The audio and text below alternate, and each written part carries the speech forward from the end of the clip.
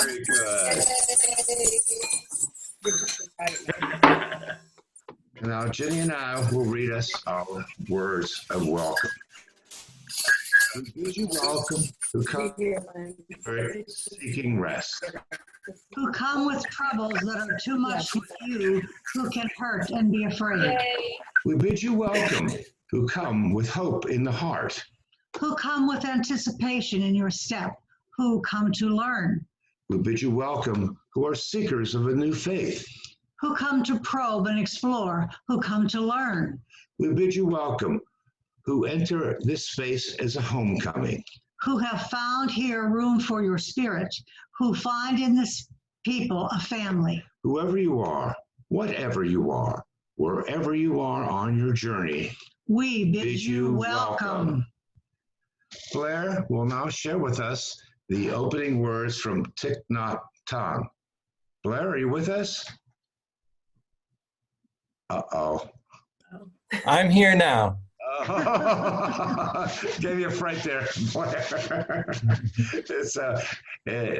It's on you now, Blair. We're going to hear the opening words from Thich Nhat Hanh. Great, thank you. This is a book I've been reading at night. It has a lot of short passages that I think are wonderful. So here it goes. The Buddha of love is a community and not just an individual. A good community is needed to help us resist the unwholesome ways of our time. Mindful living protects us and helps us go in the direction of peace. With the support of friends in the practice, peace and love have a chance. Thank you, Blair. And now we're ready for Jackson. Jackson, are you with us? Hello, Jackson. Uh-oh. There he is. Jackson will now perform Scott Joplin's The Entertainer.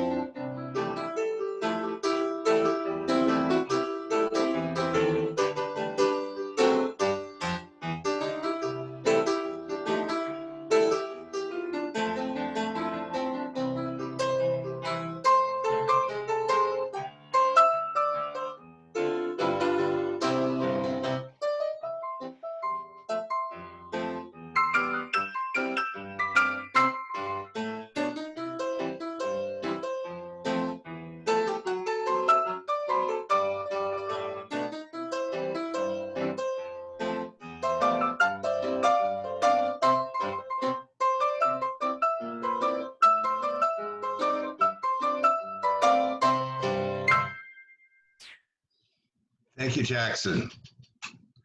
Now we'll have our chalice lighting. Please join us as we light our chalices, real and virtual. We gather this hour as a people of faith, with joys and sorrows, gifts and needs. We light this beacon of hope, sign of our quest for truth and meaning, in celebration of the life we share together. Ginny and I will now read the traditional bond of union, followed by Candace, Stella, and Emma, who will share with the universal children's bond of union. We unite ourselves together for the study and practice of morality and religion, as interpreted by the growing thought and noblest lives of humanity, believing that we may thereby prove helpful one to another and promote the cause of truth, righteousness, and love in the world. And now, Candace, are you ready with the girls? Yes. Okay, We take it away. are Unitarian Universalists, a people of open minds, loving hearts, and welcoming hands. That was wonderful. Thank you, girls. And now we have a special treat, and don't go away, girls. This is going to be exciting for you too. We're going to have a time for all ages. Blair Tuttle will share with us the story of how Betty became blue. Blair. Hello, welcome, good morning. So I really want to tell this story to, oh, can you hear me? Yeah, okay, good. I really want to tell this story to Tella and Emma. So are you there, Tella? Emma? Hello? Yes, we're here. Okay, good. Other children who maybe. All right, so this story is about Betty, who was a butterfly that lived long ago in a village far, far away. So my first question for you is, have you seen any butterflies this spring? Yes. No, not yet. All right, well, this is what Betty looks like. She's a brown butterfly. And she lived in a village with her family. And every day she went to school. She took a school bus. And when she got home from the school bus, she had a snack and played with her friends. Do you guys have snacks after school? Mm-hmm. Yes, Yes. we do. What do you like to eat? Junk food. What are you eating right now? Pretzel bites. Pretzel bites. You know, Betty would have a hard time with pretzel bites. So I don't know if you and Betty would be friends. After you have your snack, what do you like to do with your friends?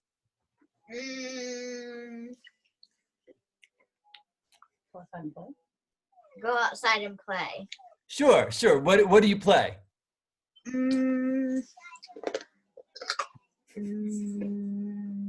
Tag. Maybe tag. Betty would like that, except you'd have to be really gentle with her.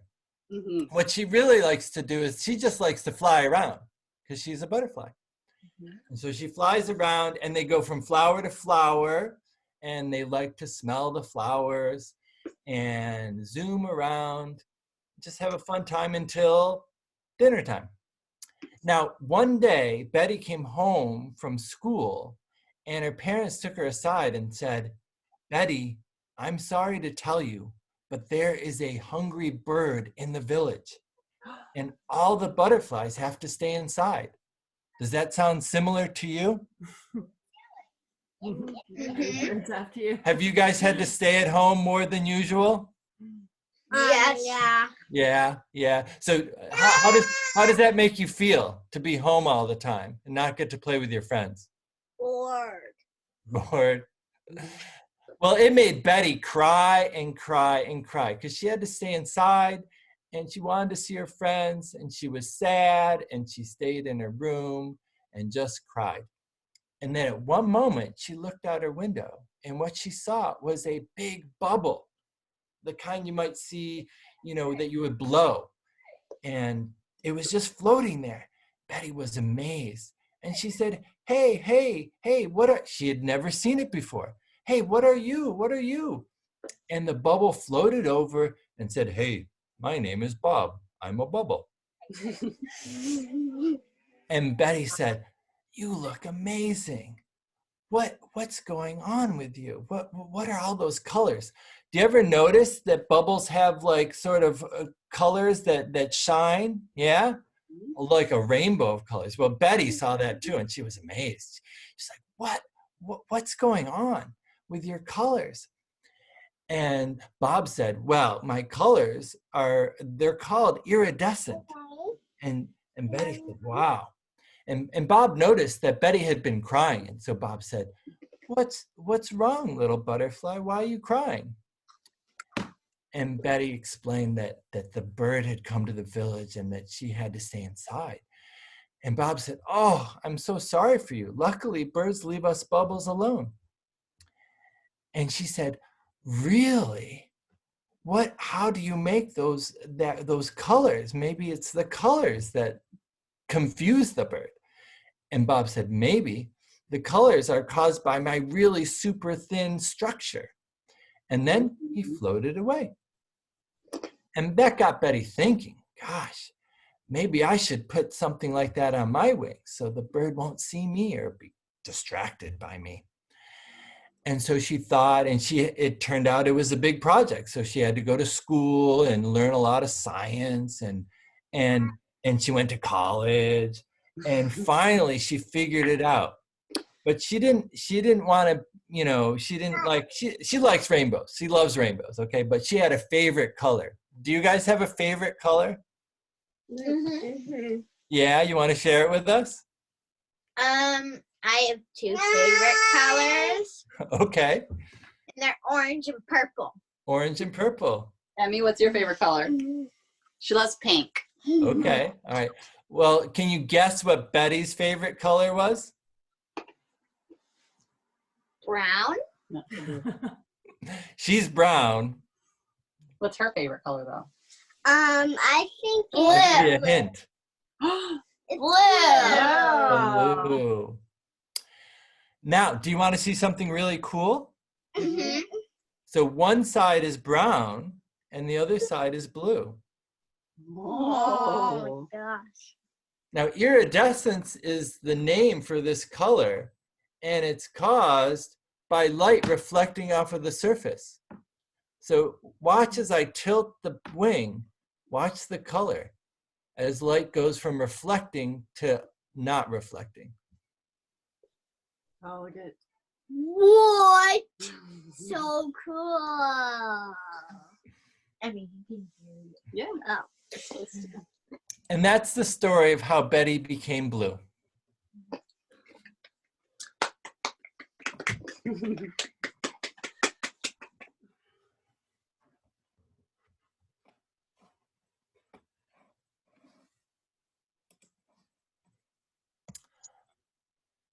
So next we have from Jan and Howard Krack.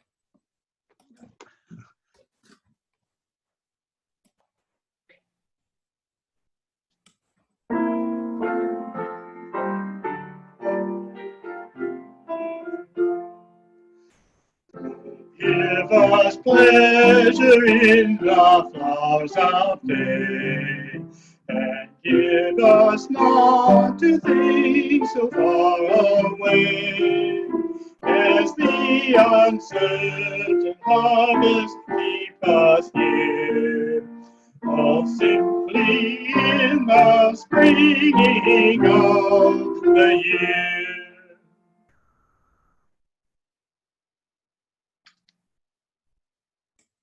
You do the poem, yeah. okay. Let's go. Emily you. Dickinson's. Looks like I'm Okay. muted. So Marcel Smith will now share with us a reading of Emily Dickinson's "A Light Exists in Spring." A light exists in spring, not present on the year, at any other period when March is scarcely here. A color stands abroad on solitary fields that science cannot overtake, but human nature feels. It waits upon the lawn, it shows the furthest tree, upon the furthest slope, you know, it almost speaks to you. Then as horizons step or noons repart away, without the formula of sound, it passes and we stay. A quality of loss affecting our content, as trade had suddenly encroached upon a sacrament. Oh, that was lovely. That was beautiful. Thank you so much, Marcella, from one of our favorite poets. Yeah, good. And now, Janet and Howard will perform verse 2 of hymn number 64, "Oh, Give Us Pleasure in the Flowers Today."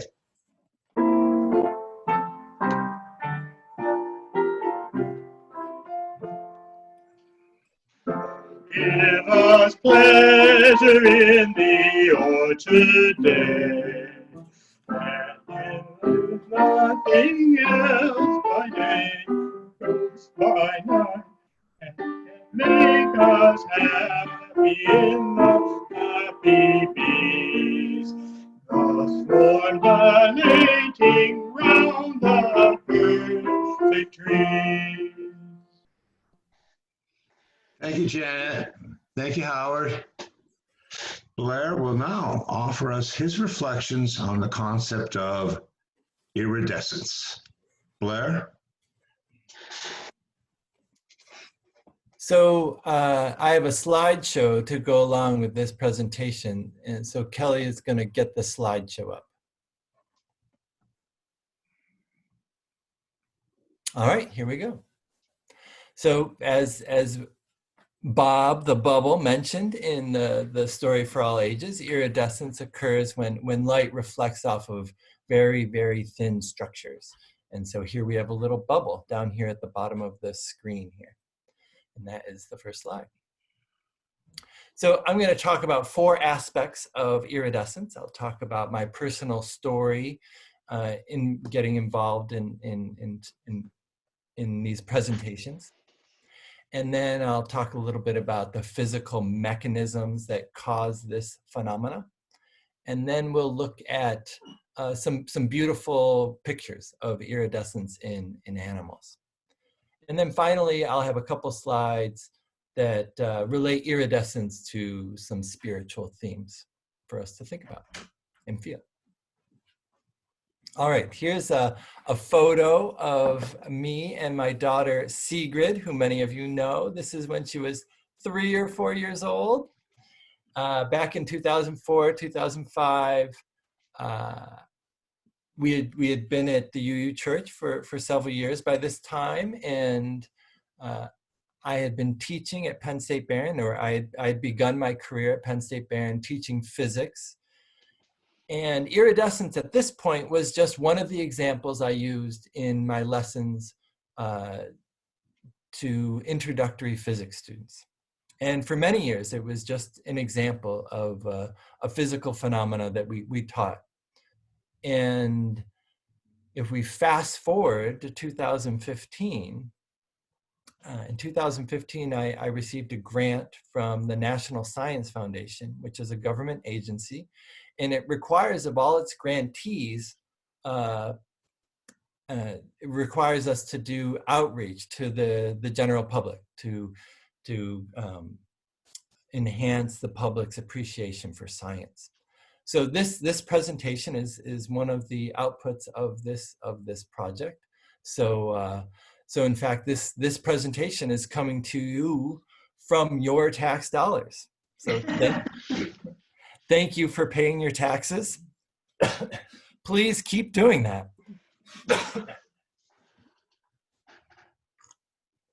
So no, we have a couple more things to say about the picture there. Thanks, Kelly.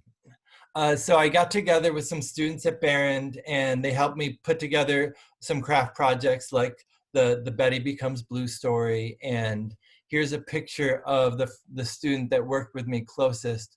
Her name is Haley Myers. She was an education major. And this is next to her is Haley's friend. And they both helped with a group of young kids that came to Barron for a science activity. All right, next.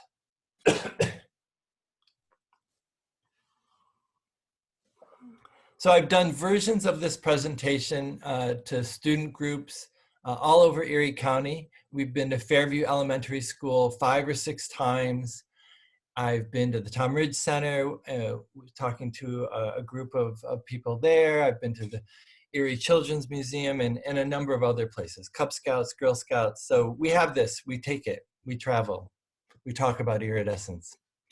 So here's a photo from 2018 of, these are 3rd or 4th graders at Fairview Elementary. And in the back are high school students that helped with the craft project. And if you look closely, you might recognize Sigrid. She's in here. There we go. There she is. And on the right here is an illustration of the craft project, which I did with those kids at Fairview Elementary. And the UU kids will do this with me next Saturday. So I look forward to that for sure. And the next slide is, all right, so that was my personal journey. It's been a wonderful experience developing the presentation and connecting with the community and with the kids around Erie County. So now we're gonna talk about the physical mechanisms a little bit. So here's a slide that illustrates how this works. And so to get a feeling for what's going on, I'm showing a series of snapshots where we zoom in closer and closer into the structure of the butterfly. So here on the left, you see the butterfly wing. And if we look at this white box, we're gonna zoom in and we get this next little slide here. And you see that the butterfly wing is made of all these little platelets. And so if we zoom in on one of the platelets, we see it has some structure as well. It's an oval type of tissue, and if we zoom in further, we see that there's still more structure as you get closer and closer. And this brings us to the final slide, which is getting so small that we can no longer use light to image it, and we have to move to an electron microscope. And so we have this black and white electron microscope image here on the far right. And this, if you look at it, you might recognize sort of a Christmas tree-like structure with a central trunk and a number of branches. And so the way iridescence works is that light comes from on top. So sunlight comes from on top, and sunlight has all the colors of the rainbow. And the way these structures, the spacing between the branches on these structures preferentially reflect blue light. And the other colors of the rainbow are diminished or scattered. And so we just see the blue light. And so it's a nanoscale structure. And it really wasn't until the 1950s when we had these sort of electron micrographs that scientists understood how this mechanism worked. The mechanism the phenomena had been studied in the early 1600s by Robert Hooke. Did some very careful studies, and those were followed up by Sir Isaac Newton. And then biologists and physicists sort of cataloged the phenomena for centuries until the late 1800s, when scientists started to understand light better. And that's when a number of theories were developed to explain the phenomena. And then the final theory is what I just sort of explained. And so that is sort of a summary of our physical understanding of this phenomenon. All right. All right, so now to the fun stuff. So next we're gonna look at some beautiful examples of this. So at first glance, you might think this is two hummingbirds, a ruby-throated hummingbird and an orange-throated hummingbird. But in fact, if you look closely and notice this branch, right, this is the exact same branch on the exact same day, and this is the exact same hummingbird. And its structures are, of course, different than the ones that the butterfly uses, but they also cause this iridescence. And it's a really bright coloration. It's wonderful to see, very hard to see in the wild because the hummingbird is zipping all along. But if you go to a natural history museum, they have some specimens that are are preserved and on display. You can walk around the specimens to see this. And the Tom Ridge Center actually has a hummingbird that I sometimes borrow for demonstrations. If I had thought ahead, I could have gotten it for today. If you go to the Cornell Museum of Ornithology, which is in Ithaca, they have a really large collection of birds. And it's really wonderful experience to go through there when I learned about this phenomenon, started studying this, because those specimens, many of them are 100 years old or so. And so the colors have really dulled over time, except for the hummingbirds, because this iridescence is very, very stable. And so they seem alive in comparison. It's a wonderful experience to have. Now, hummingbirds are hard to see. There's not that many around in this part, and so it's nice to think of some birds that are more common and a little slower. So that brings us to our next slide, which is the rock pigeon, which has this beautiful coloration on its neck, and that coloration will vary as it walks around. And I had the wonderful experience of coming out of Lowe's one time on collecting stuff for a home project, and there was this single pigeon hopping around the parking lot, happily eating garbage here and there, and seemed really unperturbed by the cars buzzing by, and it was I was just entranced and spent a minute or two just watching its iridescent colors vary as it hopped around. So you should look out for pigeons when you're downtown or around the area. Also, some common birds that have this are turkeys. We have wild turkeys that visit our house. They have neck feathers that are iridescent and wing feathers that are iridescent. And the grackle, that's a very subtle iridescence. It's a blue-black iridescence, but they're nice birds because they sort of hang out on the lawns around this area, and so they're not zipping back and forth. So those are some birds to check out when you're out and about. And the last slide I have here is an iridescent bark mantis. Beetles and bugs are very often iridescent, and this is a beautiful example of an iridescent bug.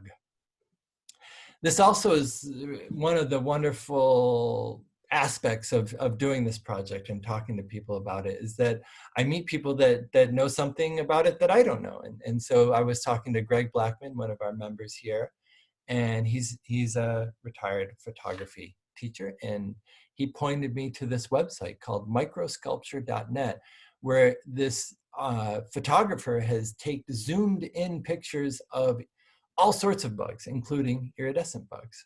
And so if you go to that website, you can actually zoom in and really look at the structures and the colors on each part of this bark mantis. So I encourage you to do that if that sounds interesting. All right, so we're getting to the end of our journey. So I thought I would try and connect iridescence to some spiritual ideas that I've been thinking about and feeling. And so I wanted to find a poem that mentioned iridescence, and I read a lot of poems in the hymnal, and that was a wonderful experience. And I settled on the following. On some evenings, there is a passionate cold when flakes of snow cover the deafening night. Walk to the forest. Hear the frosted ground crackle underfoot. The elusive winter mushroom enjoys peaceful slumber. Steal a glimpse of iridescent light and melt into nature's wonder.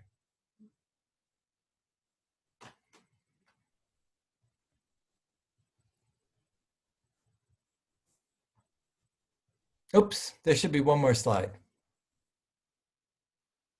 Is there not? Did it get erased accidentally? Ah, there is one more slide. I also wanted to find a song that had iridescent in the lyrics somewhere, and I couldn't find one with lyrics about iridescence, but I did find this song by the rock band Linkin Park called Iridescent, and I was going to have Jackson play it, but the song is kind of a downer. But the refrain I thought was very soulful, so I'll share it with you now. Do you feel cold and lost in desperation? You build up hope, but failure's all you've known. Remember all the sadness and frustration and let it go. Let it go. Let it go.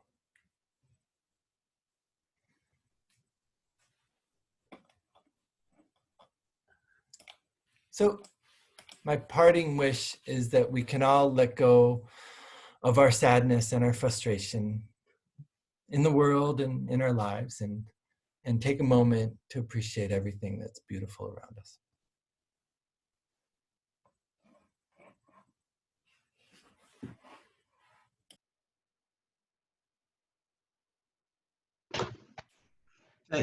Thank you, Blair. That was fascinating. It left me thirsting for more. Perhaps after we return to our sanctuary, you can enlighten us with an expanded version of your talk. I certainly hope so. And now it is time, a special time for our congregation, time for our joys and concerns. In a special, we'll be doing it in a special way, of course. It's okay. Well, it's now time for you to share with us what's on your mind. We invite everyone to type a few words using the chat box below. It's at the bottom of your screen near the center. You don't need to have a joy or a sorrow. Simply type in a few words about how you are feeling. Please do not respond directly to anyone else's entry. It's our job to simply bear witness to each other's feelings. And Jackson, if you'll give folks a moment to start writing in the chat boxes before you start playing the beautiful La Cathédrale and Bouquet by Debussy.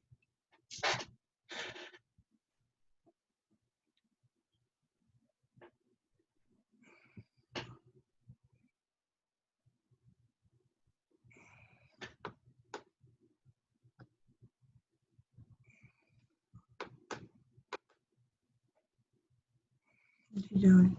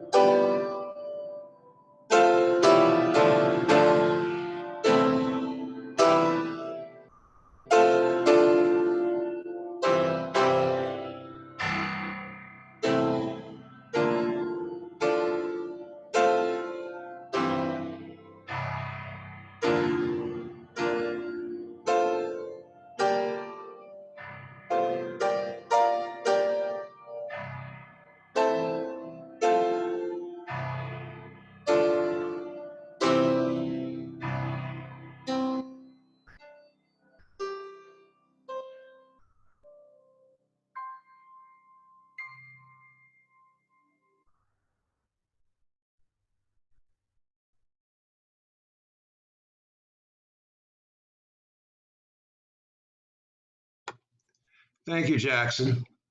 And now Janet and Howard will perform hymn number 196.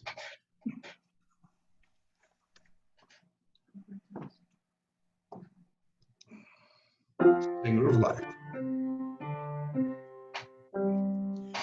Singer of life, all flowers are songs, with petals do you rise. Wasn't it? Everybody got cut off. Singer of life, you color the earth, dazzling the eye with birds red and bright. Joyous for us, the flowers are spread, singing is our delight.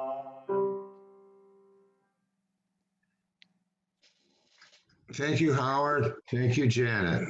That was lovely. For our closing words, Blair will read to us some words by Sabol.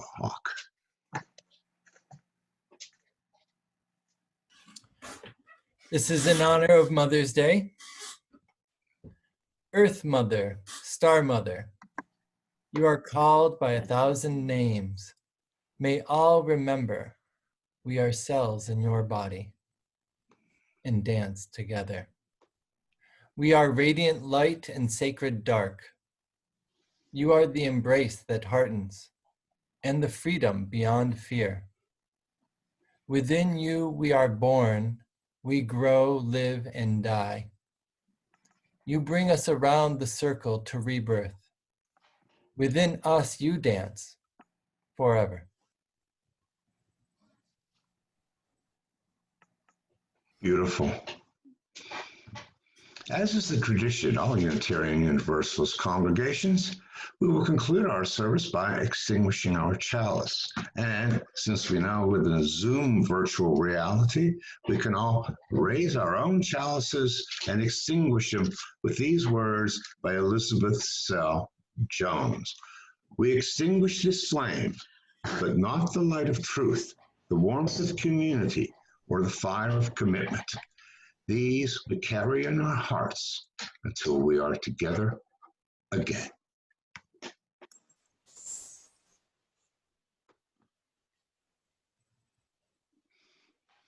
Now that we have unburdened ourselves of our chalices, raise up your bells, your chimes, and your glasses, and ring out wild bells.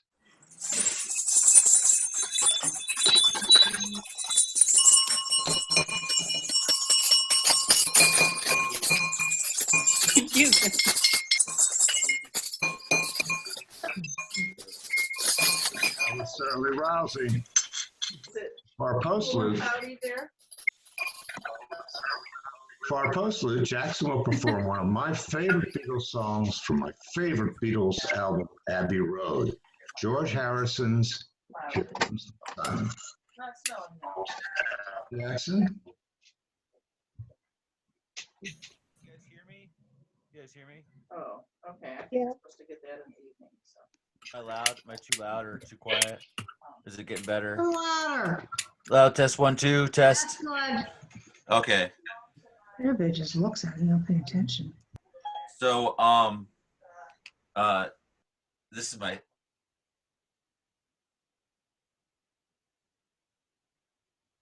And the last recorded song by the Beatles is off of Abbey Road. It's She's So Heavy, and that's like my favorite Beatles song. And this is one of my favorites too. I like this one a lot.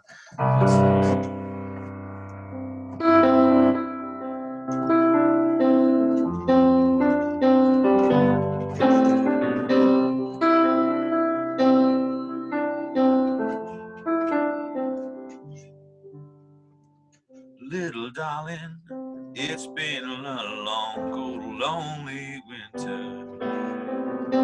Little darling, it feels like years since it's been here.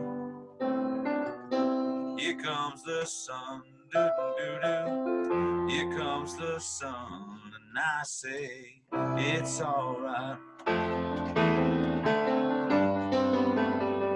Here, darling, the smiles returning to their faces. Little darling, it seems like years since it's been here. Here comes the sun. Do-do-do. Here comes the sun. And I say, it's alright. Sun, sun, sun, here it comes. Sun, sun, sun, here it comes. Sun, sun, sun, here it comes. Sun, sun, sun, here it comes.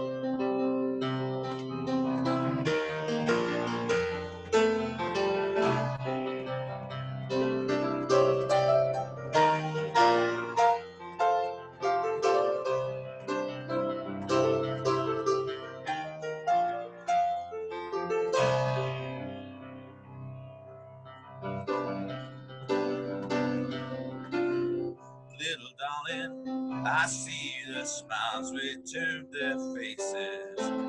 Little darling, it feels like years since it's been here. Here comes the sun, do-do-do. Here comes the sun, and I say, it's alright.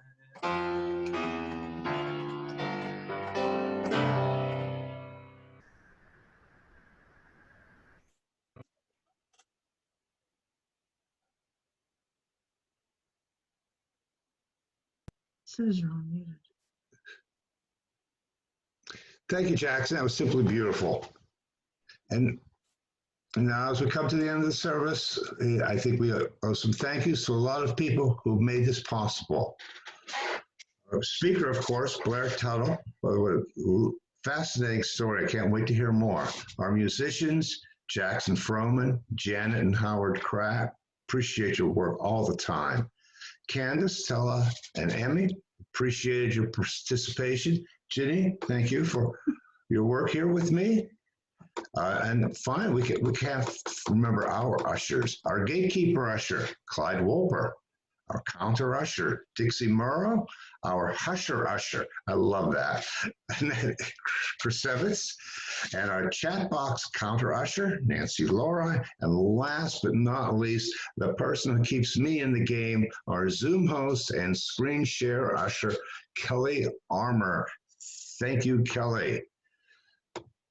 Don't forget to create a virtual bouquet.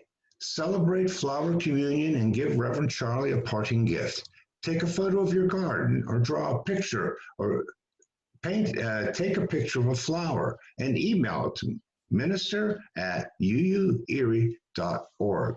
Feel free to include a goodbye message to Reverend Charlie. We'll present them during the service on May 17th. The deadline for submitting the pictures with your kind words is Thursday, May 14th. The topic of Reverend Charlie's service on May 17th will be the Carousel of Time, a Flower Communion. Joining him will be readers from the Congregational Ether. Please join us as we celebrate this annual tradition and say goodbye to Reverend Charlie. If possible, have a flower or even a bouquet of flowers in sight to share with the congregation. Nancy Lori will now take over the remaining announcements.